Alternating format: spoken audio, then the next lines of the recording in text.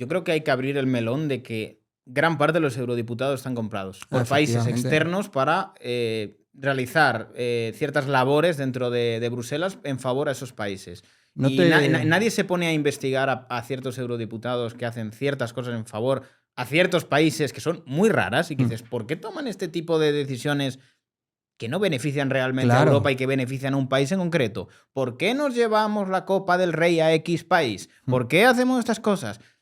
O sea, yo creo que hay que empezar a hacer estas preguntas, porque yo veo mafiosadas por detrás de decir, ¿qué pasa por aquí? ¿No te has dado cuenta de que muchos de los líderes, Metsola, von der Leyen, que tienen poder real en el Parlamento Europeo, son personas que antes de capitalizar ese poder y de ser nombrados presidente de la Comisión u otras posiciones, estaban siendo investigados? Son personas que realmente son nombradas no tanto por lo que quieran hacer, sino porque por la situación en la que están involucrados sabes qué van a hacer. Yeah. Es gente mandada. Existe una serie de burócratas, una serie de líderes, muchos en la sombra, pero otros ya conocemos sus nombres, por ejemplo. Cada vez se habla más de ello, ¿no? Y ahora con el tema del USAID se ha conocido aún más la influencia de Soros en Occidente en general, ¿no? Pues, por ejemplo, hemos conocido ahora, gracias a investigaciones que sí que se están haciendo y gracias también al apoyo de partidos que se salen un poco de ese esquema del pacto de socialistas, populares y verdes, pues Patriotas por Europa, ECR, etcétera, que, por ejemplo, en esta última legislatura se entregaron 4.000 millones de dólares a ONGs para intentar promover el Pacto Verde Europeo y hablar bien de él en todas las naciones europeas, cuando todo el mundo sabe que es algo que está perjudicando. Joder. Pero es que también hemos conocido recientemente que se otorgaron más de 130 millones antes de las últimas elecciones europeas a medios de comunicación de distintos países de la Unión Europea para que hablasen positivamente del bloque, es decir, de los beneficios que tenía mantener la coalición de socialistas y populares. En ese momento había bastante miedo porque veían que todavía creo que no había nacido el Partido de Patriotas, pero ECR podría hacerse muy fuerte, AfD iba a entrar con fuerza, había bastantes partidos de la nueva derecha, por decirlo de alguna forma, que podían incluso romper esa mayoría, y también hubo inversiones muy importantes para intentar que se mantuviese eso, ¿no? Entonces, al final, bueno, ahora lo estamos viendo también con el tema de la censura, han sacado una especie de escudo que han denominado escudo de la democracia europeo. No sé si has oído hablar de él. Eso es peligrosísimo, tío. Eso es una barbaridad. Es peligrosísimo. Es una barbaridad porque estamos hablando de que a través de eso tú luego vas a poder decir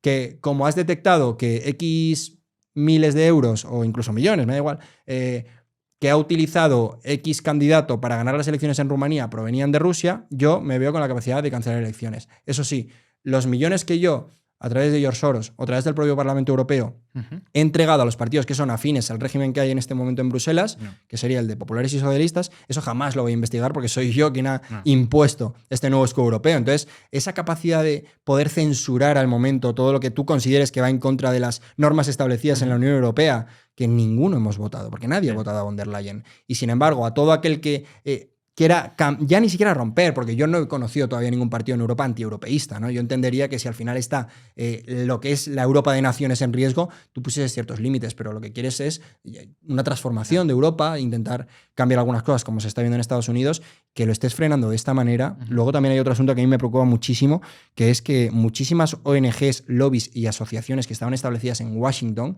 que principalmente su dedicación era recibir dinero del USAID para promover toda la ideología woke y todo el tema de la ideología de género, del mundo trans, del Pacto Verde Europeo, del cambio climático, este tipo de ideologías que parece que en Estados Unidos van a morir antes de lo previsto. Claro, todas esas están teniendo que ir de los Estados Unidos y están intentando venirse a Bruselas. Entonces, en Bruselas parecía que era año 2030 el que se habían fijado para llevar a cabo la ejecución total de la Agenda 2030 y de los Objetivos de Desarrollo Sostenible. Yo pensaba que eso se iba a ir atrasando porque no iba a dar tiempo. Ahora, con lo que se está viendo del cambio profundo que se va a dar en Estados Unidos, temo que se acelere y que lo veamos con más fuerza que nunca y que este nivel de censura que ya se está viviendo se endurezca y que incluso a ti te sea complicado poder hacer un podcast con gente en plena libertad, ¿no? Es algo a mí que me parecería una buena noticia porque lo que haces es ponerles más. O sea, sí. El punto es que si ellos se repliegan es como que se va a moderar. Si ellos atacan, potencia la narrativa de que están haciendo eso. O sea, sí, el problema es que te sigan dando posibilidades de cambiar el sistema por la vía democrática, porque es que estamos llegando a un punto en el que el otro día salieron a decir que si había una sorpresa, porque hay bastante miedo en las elecciones que se van a celebrar en Alemania, que seguramente ya se habrán celebrado, hay bastante miedo porque hay más voto oculto que nunca. Es decir, y es cierto que la CDU, el Partido Popular Alemán, tiene una diferencia bastante amplia, en torno a 8 puntos respecto a AfD, que va segundo en las encuestas, pero ese voto oculto hace temer a muchos, más el apoyo de Elon Musk, que AFD pueda dar la sorpresa y pueda sumar lo suficiente para que tengan que pactar todos a la vez y sea incompatible porque tengas a los populares con los comunistas, con los verdes, etcétera, ¿no?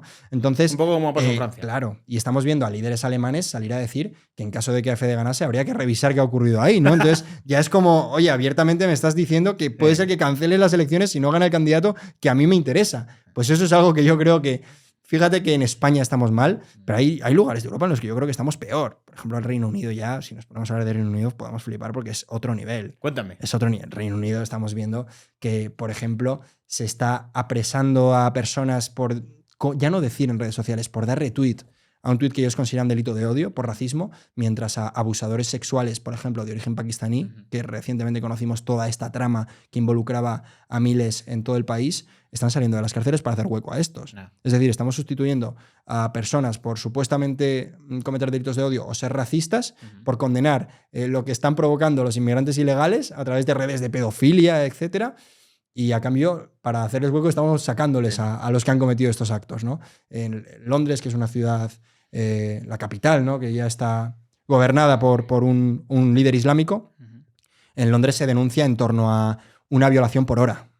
Estamos hablando de 24 violaciones diarias y eso, si haces la suma, son muchas. Es un tema que realmente preocupa y que no creo que sea tanto por el origen, sino porque se ha llevado a un extremo el tema de la multiculturalidad, que tú has creado ahí un caldo de cultivo en el cual es inasumible que sean compatibles unas culturas con las otras y estás destruyendo el país, ¿no?